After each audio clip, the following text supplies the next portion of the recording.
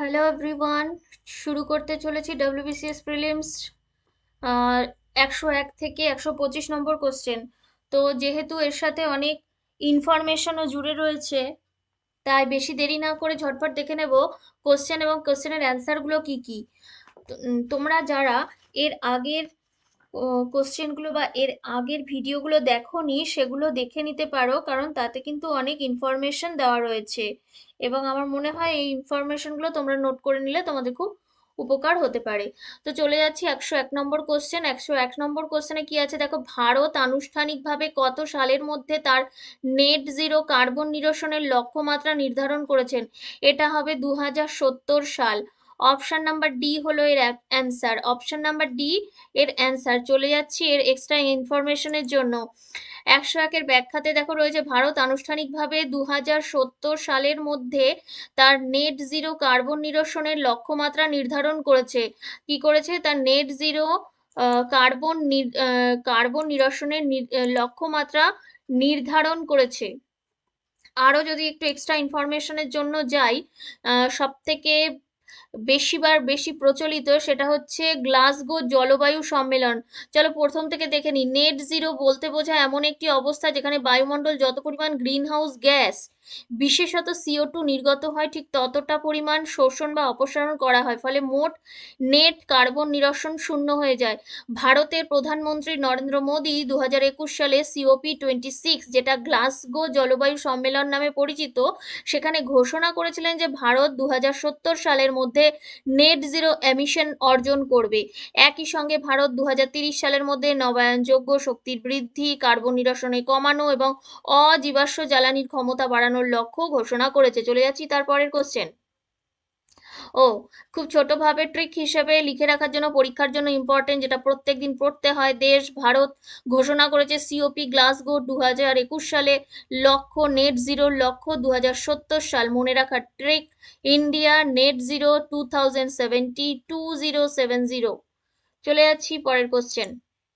একটি আয়তক্ষেত্রের দৈর্ঘ্য 20% হ্রাস করা হলো এবং প্রস্থ 20% বৃদ্ধি করা হলো, তাহলে আয়তক্ষেত্রের ক্ষেত্রফল কত হবে? এটা আমরা সবসময় জানি option number B. Option number B হবে এর অ্যান্সার। 4% হ্রাস পাবে। 20% ফার্স্টে হ্রাস করা হলো, তারপরে 20%, এরকম ভাবে যদি আমরা করে থাকি, তাহলে আমরা অ্যাটলিস্ট দেখবো মাইনাসে আসছে 4%। মাইনাস আসছে 4%। এই যে টু টু কেটে গেল, এই যে -4% হচ্ছে এর অ্যান্সার। ওকে, এটা সাকসেশন মেথডে আমরা করি। নিচের কোন পর্বতশৃঙ্গটি হিমালয় পর্বতমালায় অবস্থিত নয়? অপশন নাম্বার বি, K2 হবে এর অ্যান্সার। K2 হলো এর অ্যান্সার। Option number B. চলে যাচ্ছি extra information. K2 Godwin Austen পৃথিবীর দ্বিতীয় উচ্চতম পর্বতশৃঙ্গ, যার উচ্চতা সবই নোট করার মতো 8611 মিটার। এটি কোথায় অবস্থিত? না, এটা কারাকোরাম পর্বতমালায় অবস্থিত, হিমালয় পর্বতমালার অংশ নয়। বারবার মনে রাখবে, এই K2 এটা কিন্তু আগে বলা হতো ভারতের, কিন্তু পরে দেখা যাচ্ছে এটা হিমালয় পর্বতমালার অংশ নয়, অর্থাৎ কারাকোরাম পর্বতমালায় অবস্থিত। K2 পাকিস্তান শাসিত কাশ্মীর এবং চীনের সীমান্ত অঞ্চলে অবস্থিত। K2 পাকিস্তান শাসিত কাশ্মীর ও চীনের সীমান্ত অঞ্চলে অবস্থিত। চলে যাচ্ছি পরের স্লাইডে। পরীক্ষার জন্য গুরুত্বপূর্ণ এবং এগুলো মনে রাখবে। এভারেস্ট 8848.86 মিটার, হিমালয় K2 8611 মিটার, কোরাকোরাম। কাঞ্চনজঙ্ঘা বা কাঞ্চনজুঙ্ঘা হিমালয়ে অবস্থিত 8586 মিটার। নন্দা দেবী 7816 মিটার, গাড়োয়াল হিমালয়।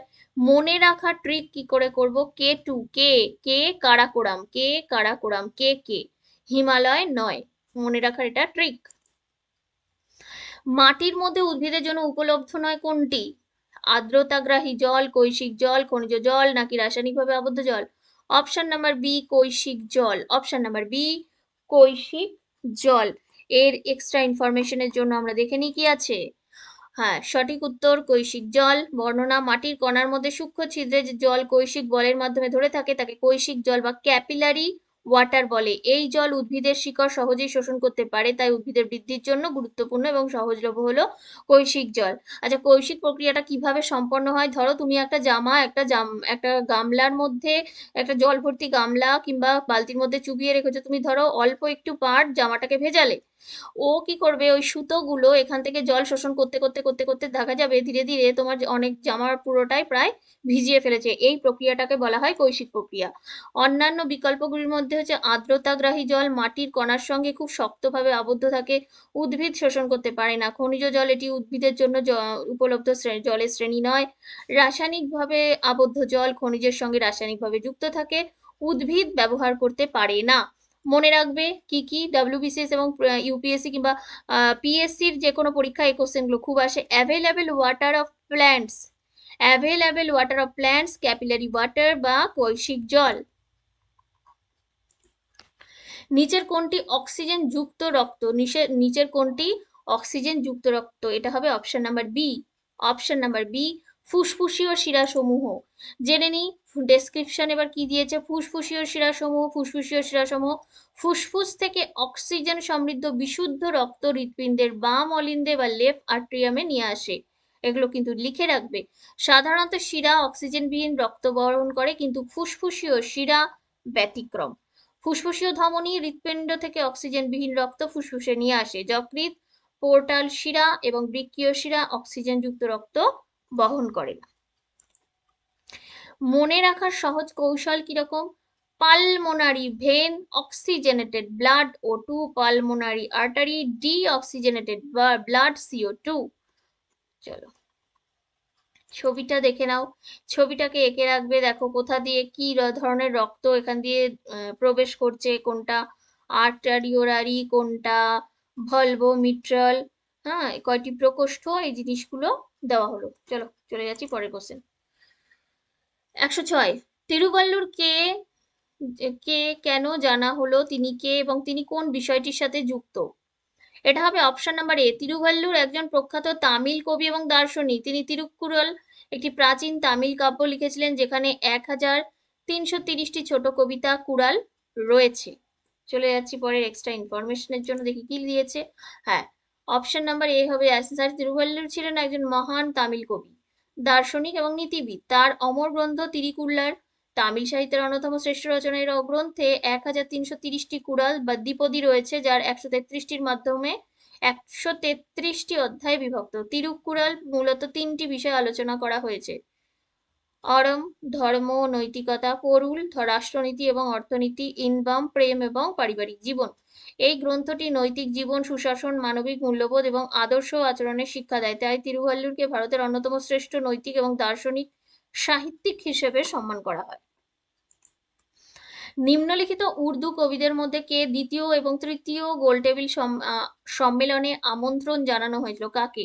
এর মধ্যে হবে option number B, Mohammad Iqbal. Mohammad Iqbal সম্পর্কে আরো এক্সট্রা ইনফরমেশন আমরা জানি, যেমন সঠিক উত্তর এখানে মোহাম্মদ ইকবাল। মোহাম্মদ ইকবাল ছিলেন একজন প্রখ্যাত উর্দু এবং ফার্সি কবি, দার্শনিক এবং রাজনৈতিক চিন্তাবিদ। তাকে আল্লামা ইকবাল নামেও পরিচিত করা হয়। তিনি 1931 সালে দ্বিতীয় এবং 1932 সালে তৃতীয় গোলটেবিল সম্মেলনে ভারতীয় মুসলমানদের প্রতিনিধি হিসেবে আমন্ত্রিত হয়েছিলেন। এই জায়গাটা কিন্তু নোট করে রেখো। তিনি তৃতীয় গোলটেবিল বৈঠকেও গিয়েছিলেন এবং দ্বিতীয়টাতেও গিয়েছিলেন কি হিসেবে? না, মুসলিমদের প্রতিনিধি হিসেবে। 1930 সালে তার আল্লাহাবাদ ভাষণ ভারতীয় উপমহাদেশের রাজনৈতিক ইতিহাসে অত্যন্ত গুরুত্বপূর্ণ, যেখানে তিনি উত্তর পশ্চিম ভারতে মুসলিম অধ্যুষিত অঞ্চলের জন্য একটি পৃথক রাষ্ট্রের ধারণা দেন। তার বিখ্যাত দেশাত্মবোধক কবিতা সারে জাহাঁ সে আচ্ছা আজও অত্যন্ত জনপ্রিয়। এই পয়েন্টটা ভীষণ ইম্পর্টেন্ট যে মোহাম্মদ ইকবালের লেখা বিখ্যাত দেশাত্মবোধক কবিতা কি? সেটি হলো সারে জাহাঁ সে আচ্ছা হিন্দুস্তান হামারা। এটি ভীষণ জনপ্রিয়। আচ্ছা, এবার আমরা পিএসসি, ডাব্লিউবিসিএস, ইউপিএসসি যে একটু ছোট ছোট গুরুত্বপূর্ণ কোশ্চেন হিসেবে যদি মনে রাখতে চাই, দ্বিতীয় গোলটেবিল বৈঠক হয়েছিল 1931-এ, তৃতীয় গোলটেবিল বৈঠক হয়েছিল 1932-এ। দুই সম্মেলনেই আমন্ত্রিত উর্দু কবি ছিলেন মোহাম্মদ ইকবাল। ভারতের সংবিধানের কোন অংশটি কেন্দ্রীয় নিরীক্ষা বা পরীক্ষা কার্য সংক্রান্ত বিষয় নিয়ে আলোচনা করে? এটা হবে fifth part. Option number A, fifth পার্টে এই জিনিসটি নিয়ে আলোচনা করা হয়েছে। চলে যাই, কেন্দ্রীয় নিরীক্ষা কার্য সিএজি সম্পর্কে আলোচনা করা হয়েছে ভারতের সংবিধানের পঞ্চম পার্টে, পার্ট 5 এর এ। অনুচ্ছেদ 148 থেকে 151 বিষয় ভারতের হিসাব নিরীক্ষক এবং নিয়ন্ত্রক ক্যাগের নিয়োগ ক্ষমতা দায়িত্ব এবং কেন্দ্র রাজ্যের হিসাব নিরীক্ষা করেন। দেখি পরীক্ষার জন্য মনে রাখার ফার্স্ট পার্টে আছে ইউনিয়ন ও তার ভূখণ্ড, আর্টিকেল নাম্বার 1 থেকে 4। তৃতীয় পার্টে আছে মৌলিক অধিকার 12 থেকে 35। পঞ্চম পার্ট বা ফিফথ পার্টে আছে কেন্দ্রীয় সরকার, যার অন্তর্গত ক্যাগ, আর্টিকেল 148 টু 151। ষষ্ঠ ভাগ রাজ্য সরকার, একাদশ ভাগ কেন্দ্র রাজ্যের মধ্যে আইন প্রণয়ন এবং প্রশাসনিক সম্পর্ক। উপসংহার: যদি প্রশ্নটি কেন্দ্রীয় নিরীক্ষক কার্য বা ক্যাগ সম্পর্কে হয় তবে সঠিক উত্তর হবে পঞ্চম ভাগ, পার্ট 5, প্রথম ভাগ নয়। গান্ধীজি তার ব্যক্তিগত সত্যাগ্রহ আন্দোলনের জন্য সর্বপ্রথম সত্যাগ্রহী হিসেবে মনোনীত করেছিলেন কাকে? Option number D. Option number D, Vinoba ভাবেকে। এক্সট্রা ইনফরমেশনের জন্য জেনে রাখি, বিনোবা ভাবে তিনি 1940 খ্রিস্টাব্দে দ্বিতীয় বিশ্বযুদ্ধের সময় মহাত্মা গান্ধীর ব্যক্তিগত সত্যাগ্রহ বা ইন্ডিভিজুয়াল সত্যাগ্রহ আন্দোলন শুরু করেন। এই আন্দোলনের মূল উদ্দেশ্য ছিল অহিংস উপায়ে ব্রিটিশ সরকারের যুদ্ধনীতির বিরোধিতা করা এবং মত প্রকাশের স্বাধীনতার দাবি জানানো। চলে যাচ্ছি পরের কোশ্চেন। ইউপিএসসি বা ডাব্লিউবিসিএস এর জন্য ছোট্টভাবে গুরুত্বপূর্ণ হিসেবে লিখে রাখতে পারো ছোট ছোট পয়েন্ট করে, যে শুরু হয়েছিল 1940 সালে। প্রথম সত্যাগ্রহী হলেন বিনোবা ভাবে এবং দ্বিতীয় সত্যাগ্রহী হলেন জওহরলাল নেহেরু। দ্বিতীয় সত্যাগ্রহী জওহরলাল নেহেরু। এটা হবে অরাজতন্ত্র, অরাজক অরাজক অরাজকতন্ত্র। অরাজকতন্ত্র বিপ্লবী অপরাধ আইন, anarchical and revolutionary crimes act সাধারণভাবে কি নামে পরিচিত? Option number B, Rowlatt act নামে পরিচিত। Option number B, Rowlatt act নামে পরিচিত। Option number B, Rowlatt act. এটা একটু বর্ণনা করে দিই। রাওলাট অ্যাক্ট 1919 খ্রিস্টাব্দে ব্রিটিশ সরকারের একটি অত্যন্ত দমনমূলক আইন। এর সরকারি নাম ছিল অ্যানার্কিয়াল অ্যান্ড রিভলিউশনারি ক্রাইমস অ্যাক্ট 1919। প্রধান বৈশিষ্ট্য কি? না, প্রধান বৈশিষ্ট্য ছিল বিচার ছাড়াই সন্দেহভাজন ব্যক্তিকে গ্রেপ্তার এবং আটক রাখা যেত। জুরি ছাড়া বিশেষ আদালতে বিচার হতো। আপিলের কোনো সুযোগ সীমিত ছিল। সংবাদপত্র এবং রাজনৈতিক আন্দোলনের উপর কঠোর নিয়ন্ত্রণ আরোপ করা হয়। কেন গুরুত্বপূর্ণ ছিল? সমগ্র ভারতে এই আইনের বিরুদ্ধে তীব্র প্রতিবাদ শুরু হয়। মহাত্মা গান্ধী রাওলাট আইন শুরু করেন। রাওলাট আইন সত্যাগ্রহ শুরু করেন।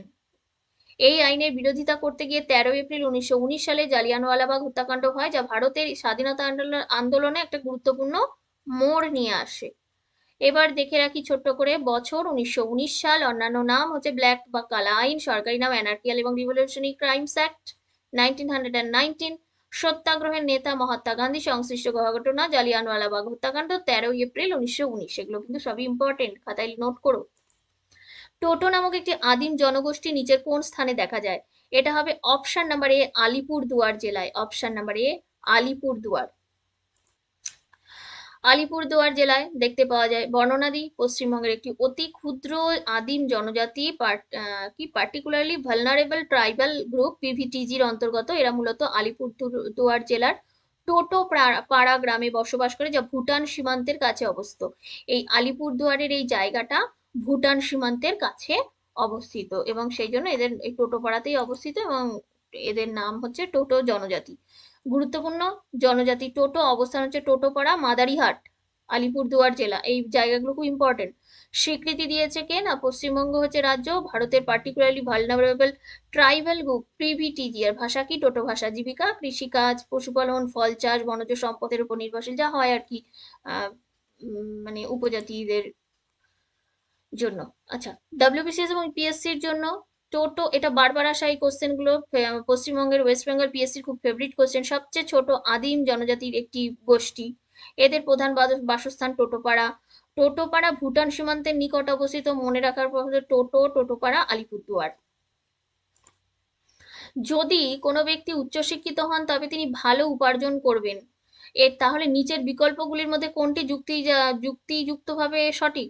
এটা হবে অপশন নাম্বার ডি, উচ্চশিক্ষিত সকল ব্যক্তি ভালো উপার্জন করবে। কেন এটা বলেছে সেটা আমরা দেখি। সঠিক উত্তর ডি। প্রবাদ বাক্য হলো, যদি কোনো ব্যক্তি উচ্চশিক্ষিত হন তবে তিনি ভালো উপার্জন করবেন। এটি শর্তমূলক, কন্ডিশনাল উক্তি। কিভাবে? পি, ব্যক্তি উচ্চশিক্ষিত হতে হবে, কিউ, ব্যক্তি ভালো উপার্জন করেন। তাহলে উক্তিটি হবে পি অ্যারো দিয়ে কিউ। পি সত্য হয় তবে কিউ সত্য হবে, এটা সত্য হলে ওটা সত্য হবে। কেমন? না, সঠিক হলো এটি মূল বক্তব্যেরই পুনরুক্তি, উচ্চশিক্ষিত সকল ব্যক্তি ভালো উপার্জন করবে, অর্থাৎ option number D, option number D হলো এর অ্যান্সার। চলে যাচ্ছি পরের কোশ্চেন। 113, 113তে রাশিয়া ইউক্রেন যুদ্ধ সম্পর্কিত ভুল বিবৃতিটি চিহ্নিত করো। ভুল বিবৃতিটি কি? দেখো, রাশিয়া লুহানস্ক দোনেৎস্ক অঞ্চলে যা দোনবাস নামে পরিচিত ইউক্রেনীয় অংশ রয়েছে। যুদ্ধটি 2022 সালে ফেব্রুয়ারি মাসে শুরু হয়েছিল। ইউক্রেনের উপর রাশিয়ার আগ্রাসনকে উদ্দেশ্য ছিল দেশটিকে পশ্চিমমুখী অভিমুখ করে থেকে প্রতিহত করা। Option number D answer. বর্তমানে যুদ্ধ চলাকালীন রাশিয়ান বাহিনী ইউক্রেনের কাছে ক্রিমিয়া দখল করেনি। হ্যাঁ, ক্রিমিয়া তো দখল করেছিল, যার জন্যই তো এত অশান্তি। মনে রাখলাম, ক্রিমিয়া দখল 2014। রাশিয়ার পূর্ণ মাত্রা ইউক্রেনে আক্রমণ আমরা জানি 24শে ফেব্রুয়ারি 2022। এখনো এই অশান্তি চলেই যাচ্ছে। ডনবাস অঞ্চল, দোনেৎস্ক এবং লুহানস্ক, এই এরিয়াটাতে এখনো যুদ্ধ চলছে। একটা মাইল ফলক হিসেবে ভারতের, চলে যাচ্ছি 114 নম্বর কোশ্চেন। ভারতের 2026-27 আদমশুমারি অনুযায়ী কি উল্লেখযোগ্য মাইল ফলক হিসেবে বিবেচিত হবে? কারণ এটি দেশের প্রথম। অপশন নাম্বার বি, দেশের প্রথম ইলেকট্রনিক পদ্ধতিতে তথ্য সংগ্রহের মাধ্যমে পরিচালিত ডিজিটাল এবং কাগজবিহীন আদমশুমারি।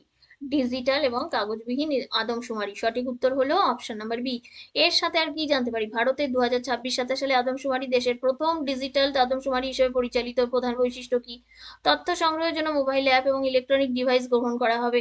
এটি কাগজবিহীন পেপারলেস সেন্সাস পদ্ধতিতে সম্পন্ন হবে। নাগরিকরা চাইলে সেলফ ইনিউমারেশন বা নিজের তথ্য প্রদান করার সুযোগ পাবে।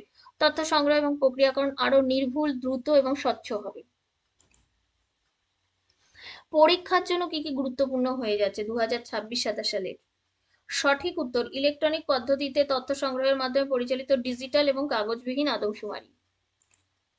1942 সালের অগাস্টের সময় সমান্তরাল সরকার কোথায় গঠিত হয়েছিল? অপশন হবে উপরের সবকটি। কেন না, আমরা জানি সাতারাতে হয়েছে, তমলুকে হয়েছে, তাহলে বালিয়াটা হয়েছেই, এটাই ধরে নিই। কারণ দুটো যখন তুমি পেয়ে যাবে যে হয়েছে, তাহলে জানবে উপরেরটাও পেয়েছে, সেই জন্য সবকটা হয়েছে, না হলে এই অপশনটা থাকতো না। চলে যাচ্ছি তারপরের এক্সট্রা ইনফরমেশনের জন্য। হ্যাঁ, ওপরের সবকটি। তো 1942 সালে ভারত ছাড়ো আন্দোলনের সময়, কুইট ইন্ডিয়ার সময় ব্রিটিশ শাসনের বিরুদ্ধে সমান্তরাল সরকার বা প্যারালাল গভর্নমেন্ট তৈরি হয়েছিল। বহুবার আশা করছে। 1942 সালে ভারত শাসন ছাড়া কুইট ইন্ডিয়া মুভমেন্টের সময় ব্রিটিশ শাসনের বিরুদ্ধে বিভিন্ন সমান্তরাল গভর্নমেন্ট গঠিত হয়। বালিয়া, বালিয়া কোথায়? না, জায়গার নামগুলো মনে রাখবে। উত্তরপ্রদেশ, চিত্তু পান্ডের নেতৃত্বে কয়েকদিনের জন্য হয়।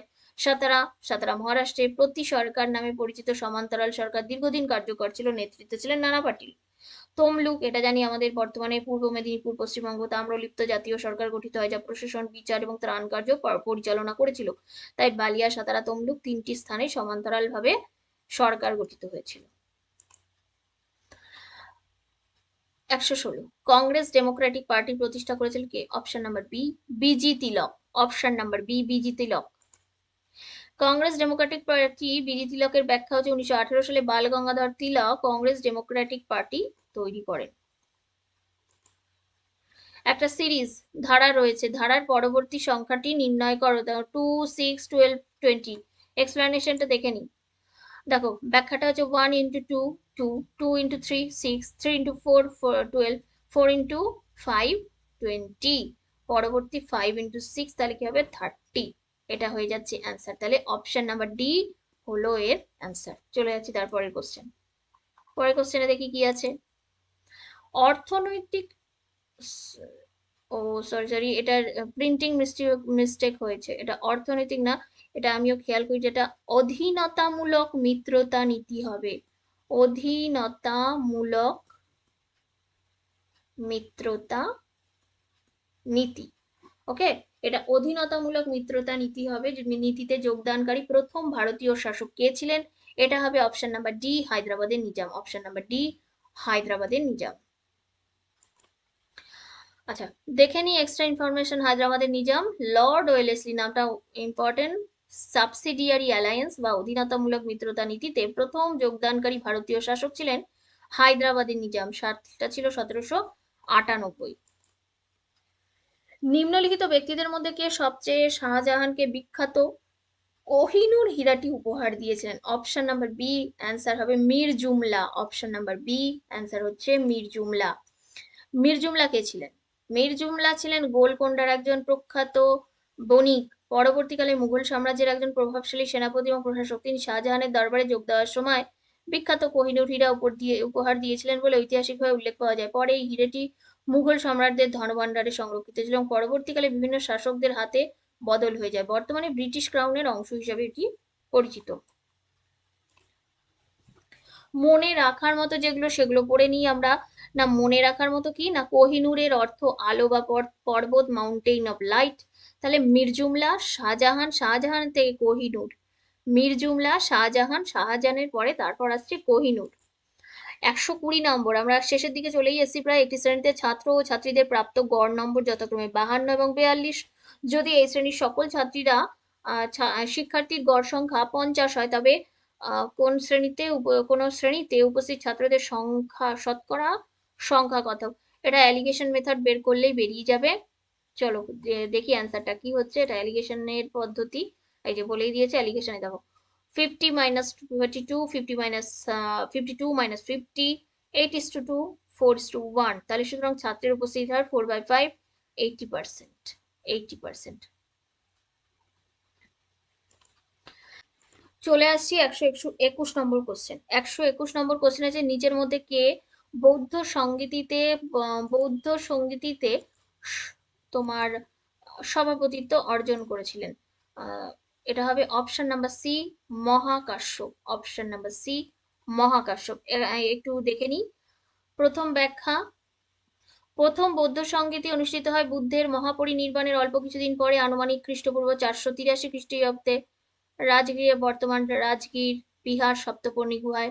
সভাপতি ছিলেন মহাকাশ্যপ। মহাকাশ্যপ থের পৃষ্ঠপোষক রাজা অজাতশত্রু। উদ্দেশ্য ভগবান বুদ্ধের বাণী এবং বিনয়কে সংকলন এবং সংরক্ষণ করা। উপালি বিনয় পিটক আবৃত্তি করেন, আনন্দ সূত্র পিটক আবৃত্তি করেন।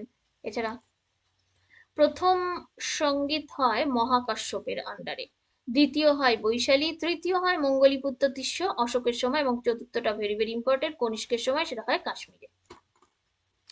দেখো অনেক ইনফরমেশন কিন্তু এর সাথে গ্যাদার হচ্ছে। 122 নম্বর কোশ্চেন, প্রত্যাবর্তনকারী দক্ষিণ পশ্চিম মৌসুমী বায়ু ভারতের কোন অংশে বৃষ্টিপাত ঘটায়? এটা হবে উপদ্বীপীয় ভারতের পশ্চিমাংশ। Option number D. উপদ্বীপীয় ভারতের পূর্বাংশ ব্যাখ্যা হচ্ছে, প্রত্যাবর্তনকারী মৌসুমী বায়ু তামিলনাড়ু দক্ষিণ পূর্ব উপকূলে ভারতীয় উপমহাদেশের পূর্বাংশে বৃষ্টিপাত ঘটায়। চলো একটা ছবিটা আমরা দেখে নিই। দেখো এই যে সাউথ ইস্টার্ন, এই জায়গাটাতে আমাদের রয়েছে আরব সাগর, এই নিচ অঞ্চলটাতে ভারত মহাসাগর, এদিকে বঙ্গোপসাগর, বে অফ বেঙ্গল। দেখো লেখাই রয়েছে। এখান থেকে সাউথ ইস্ট মনসুন এদিক থেকে ওপরে চলে যাচ্ছে, আর এদিক থেকে সাউথ ওয়েস্ট মনসুন কি হচ্ছে, এদিকে এসে এই যে ওয়েস্টার্ন ঘাট আছে এখানে এসে ধাক্কা খাচ্ছে।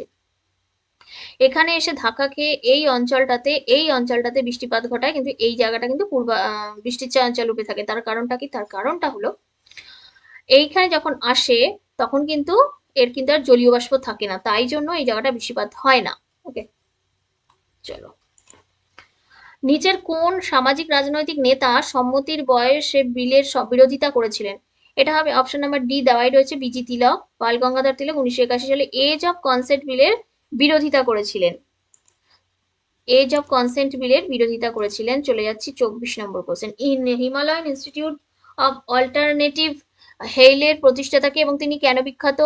এটি হচ্ছে option number B, Sonam Wangchuk ও গীতাঞ্জলির জৈন লাদাখের ভৌগোলিক এবং সাংস্কৃতিক প্রেক্ষাপটের সঙ্গে সম্পূর্ণরূপে শিক্ষাগত এবং উন্নয়নমূলক চ্যালেঞ্জ মোকাবিলার জন্য হলের লক্ষ্য। এটা অপশন নাম্বার বি হলো এর অ্যান্সার। এখন সোনাম ওয়াংচুকের নামটা আমরা ভীষণ পরিমাণে জানতে পারি। সোনাম ওয়াংচুকের প্রতিষ্ঠাতা, এই প্রতিষ্ঠান লাদাখে বিকল্প পরিবেশ বান্ধব স্থানীয় প্রয়োজন ভিত্তিক শিক্ষার জন্য পরিচিত। চলে যাচ্ছি তারপরে এবং লাস্ট কোশ্চেন আজকের। নিচের অক্ষর শ্রেণীর মধ্যে কোনটি ধারাবাহিকভাবে প্রশ্নবোধক চিহ্নের মাঝখানে বসবে? দেখো কোনটা বসবে আমরা একটু দেখে নিই। যদি এ থেকে D, A B C D, এরপরে বি সি ডি 3, ডি এর পরে জি, ই এফ জি 3, জি এর পরে জে, এইচ আই জে 3, তারপরে I J K, J K L M 3। এরপরে আরো যদি 3 ঘর যাই তাহলে অপশন নাম্বার পি আসছে এর অ্যান্সার। প্রত্যেকটা ধাপে 3টি করে অক্ষর এগেছে, তাই অপশন নাম্বার বি হচ্ছে এর অ্যান্সার। অপশন নাম্বার পি হচ্ছে, পিটা হলো এর অ্যান্সার হবে। আজকের জন্য এইটুকুই থাকছে, আবার 25টা কোশ্চেন পরের কোনো স্লাইডে নিয়ে আসবো।